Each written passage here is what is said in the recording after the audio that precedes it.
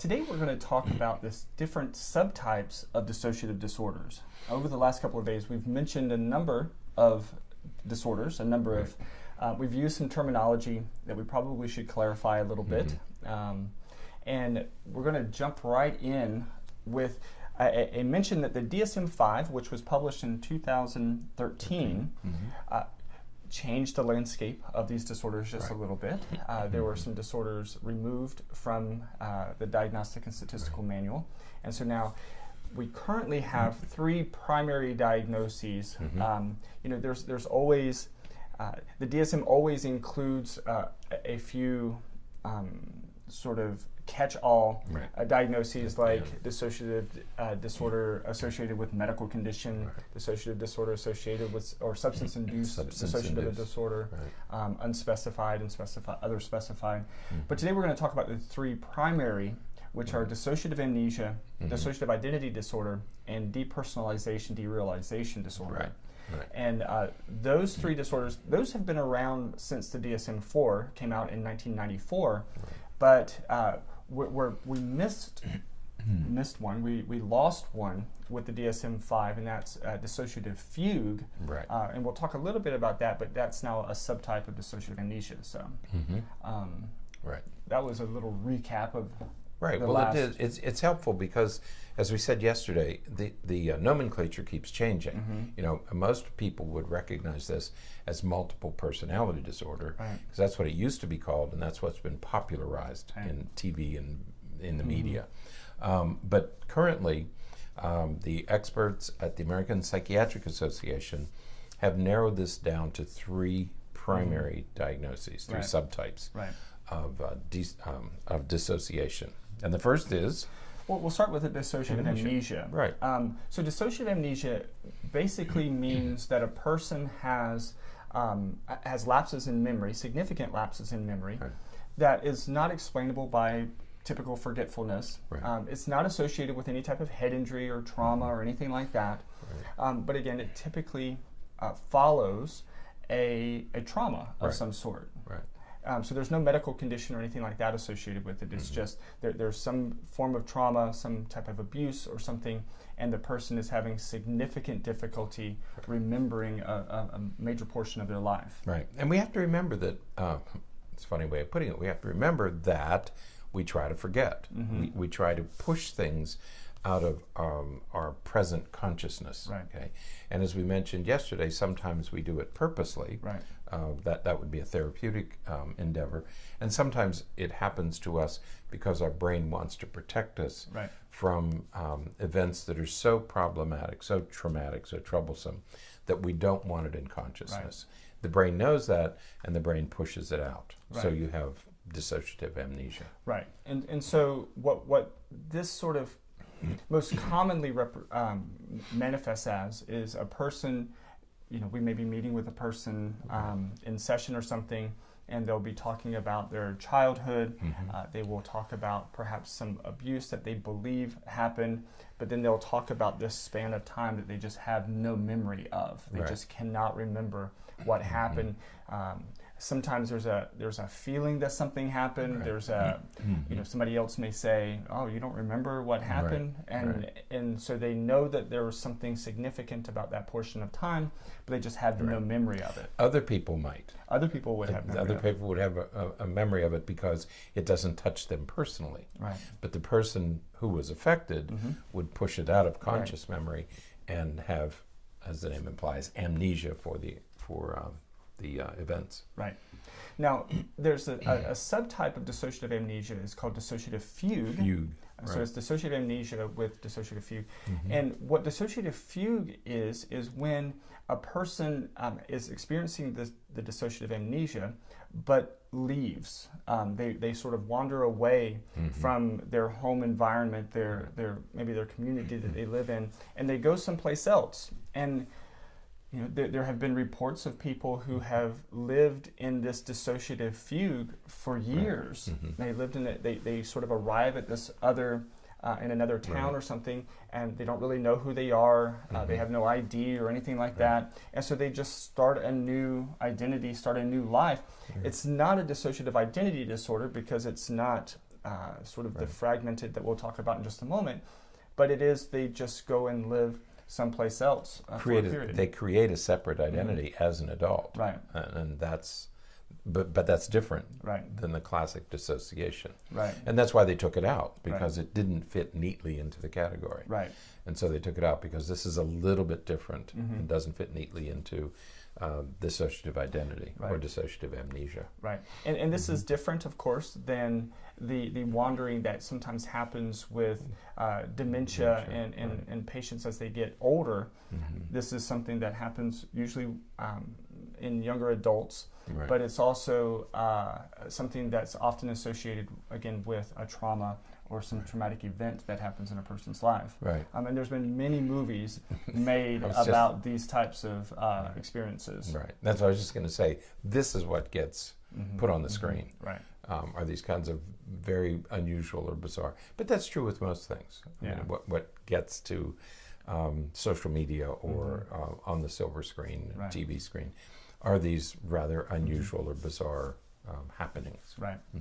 Now the second one, primary disorder in this class, or this family of disorders, is dissociative identity disorder, DID. And this is the one that was previously referred to as multiple personality disorder.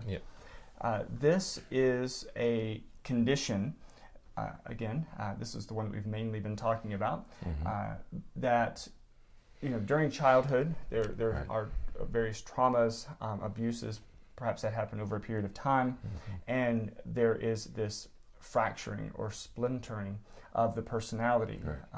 As we talked about yesterday, many times this is I guess you could call it just an adaptive strategy that your brain uses to protect the child during the abuse. And so the child will sort of pretend or think about or go somewhere else. And then what happens is it's a fascinating phenomenon where the body is the person's body is still there. We're kind of talking about it almost metaphysically here, but so that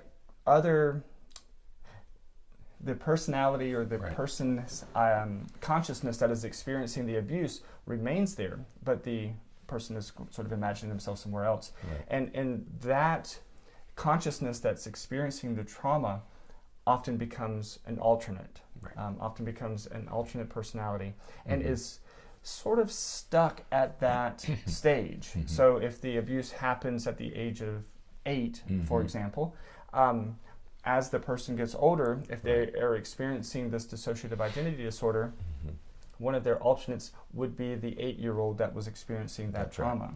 And you see the relationship between amnesia and identity. In amnesia, you have a single personality, who leaves behind the memory that he or she had. In identity disorder, it actually splits. And so you have one personality takes on the trauma, and one personality remains separate. So it's the same essential problem, but we manage it in 2 very different ways. One is we forget, and the other is we separate. So, and now the third. Well, with a couple last things with dissociative identity disorder is that many times a person could have multiple alternates. There are reports of people having many alternates, and again, it's sort of based upon what's happening with the person at the time of the trauma, at the time of the abuse. But there are varying levels of awareness of this, and so what will happen is many times a person with dissociative identity disorder, their primary self, their primary identity, may have no idea about the alternates, while the alternates may know about each other and know even about the primary personality. And so there's this, again, it's a very interesting phenomenon when you are working with somebody with this, because they may have this confusion that's happening. And it sounds too fantastical to believe. Right. When you see, we watched the interview, All About Eve, the woman who was we were looking the at subject of that movie. And you look at it and say, no, that she's conning whoever she's talking to. You know, it just sounds too fantastical to believe that somebody could switch that quickly. Right. Do we know? We don't know for sure. Right. There are people who argue vehemently and convincingly that they harbor more than one personality. Do they, or are they conning the whole world? Right. Right. We're not sure. And the other, what most commonly happens is that a person comes in for treatment, right, not for dissociative identity disorder, but because they're having some confusion or some depression or some other symptoms. And what we find, what we would see therapeutically many times is, and this has certainly happened with some of the individuals that I've worked with, is they are very distinct when they arrive at different sessions.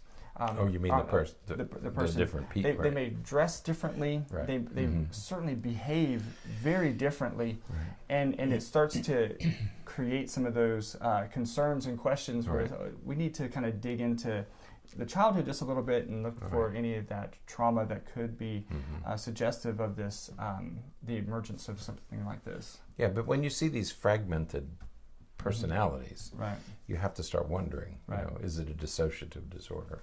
Right. So, yeah. But it's not an easy. It's not an easy journey. Not at all. And we'll kind of reiterate that tomorrow when we talk about the assessments of this. So now the third condition within this family is depersonalization derealization disorder. And this one again has been around for a little while. But what this one is this is an experience where a person feels as though they are detached from their physical body. They're not connected to the real world. And so what this manifests as sometimes is the person may feel as though they are looking down on themselves while they're, doing something, or they just don't feel connected to their body in some way. And this is the one that's gaining in popularity among adolescents.